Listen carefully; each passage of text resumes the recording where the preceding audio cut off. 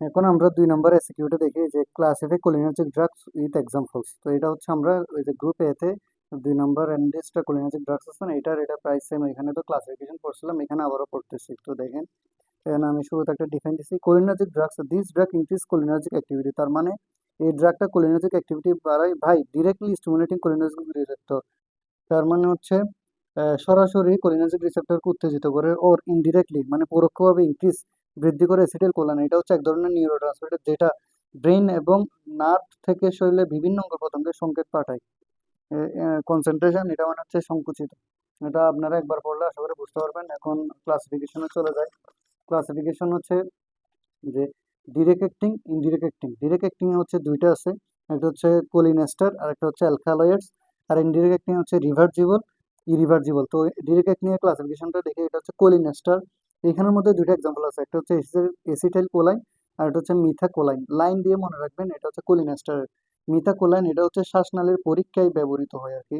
এরপর হচ্ছে অ্যালকালয়েডস, এটা দেখি অ্যালকালয়েডস এর হচ্ছে পিলোকার্পিন, নিকোটিন। পিলোকার্পিন এটা হচ্ছে চোখে কাজ করে, যে গ্লোকোমা আমরা এখানে পড়ছিলাম ইন্ডিকেশনে। তো এটা হচ্ছে পিলোকার্পিন। এখানে নিকোটিন জাস্ট মনে রাখেন, এই যে টিন বা ইন আইএনই যে লাস্ট, এগুলো দিয়ে মনে রাখতে হবে। এটা হচ্ছে ইনডিরেক্ট অ্যাক্টিং। ইনডিরেক্ট অ্যাক্টিং হচ্ছে দুই প্রকার, একটা রিভার্সিবল আর একটা হচ্ছে ইরিভার্সিবল। রিভার্সিবল মানে হচ্ছে অস্থায়ী প্রভাব, আর ইরিভার্সিবল মানে হচ্ছে স্থায়ী প্রভাব। রিভার্সিবলে কি কি আছে, ফিজোস্টিগমাইন। স্টিগমাইন দিয়ে মনে রাখবেন, ফিজোস্টিগমাইন, নিওস্টিগমাইন। এই যে স্টিগমাইন এটা মানে হচ্ছে ইনডিরেক্ট অ্যাক্টিং বোঝে আর কি।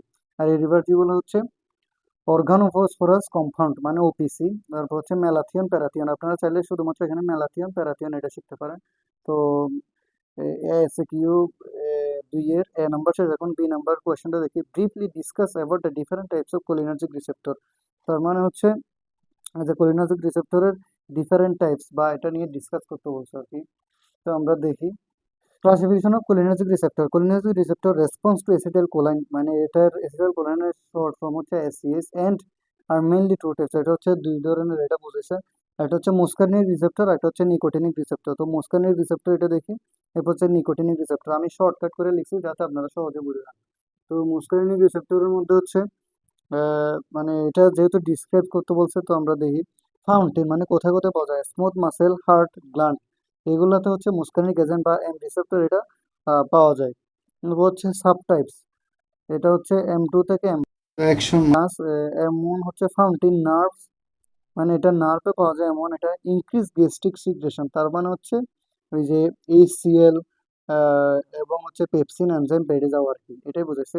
এটা হচ্ছে M2 ফাউন্টেন হার্ট, এটা হার্টে পাওয়া যায়। স্লো হার্ট রেট, তার মানে হচ্ছে হার্টের স্পিড কমায়। এটা হচ্ছে M5 হচ্ছে fountain gland and small muscle increase secretion, তার মানে হচ্ছে M5 এটা গ্ল্যান্ড এবং স্মল মাসেলে পাওয়া যায়। এটা হচ্ছে এই যে ইনক্রিজ সিক্রেশন ইনক্রিজ করে। এরপর হচ্ছে M4 এবং M5, এটা হচ্ছে genes have been cloned but functional receptor have not been incontrovertibly identified. তার মানে এটা হচ্ছে জিনস খুঁজে পাওয়া গিয়েছে, কিন্তু রিসেপ্টর ঠিকঠাক কোথায় কাজ করে, কিভাবে কাজ করে তা শনাক্ত করা যায়নি। তার কারণে এই যে M4 থেকে M5 এগুলা এমনি নর্মাল বইয়ে নাই, কিন্তু এটা হচ্ছে আমি এই যে এই ভীষণ ভীষণ ফার্মাকোলজিতে, ভিজন মেডিকেল ফার্মাকোলজি, এটা থেকে জাস্ট এতটুকু একটা ইয়ে পাইছিলাম। আপনারা চাইলে যে M1 M2 M5 এই এতটুকু দিতে পারেন।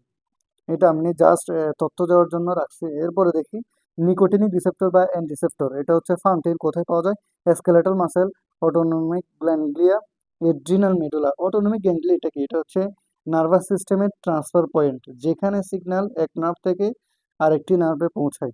এটা হচ্ছে অটোনমিক গ্যাংলিয়া। তো এটা সাব টাইপস হচ্ছে N1 N2 বা NM